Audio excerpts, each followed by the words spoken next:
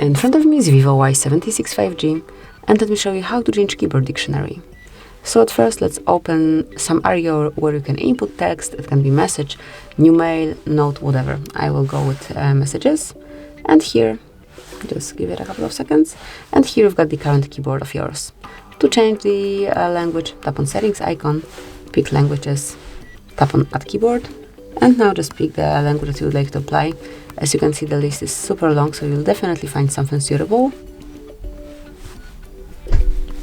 Let me just go to the bottom of the list so we can see that it's pretty impressive list of languages here. Okay, and now you can just pick the language you would like to apply. Let me pick Hebrew, tap on done.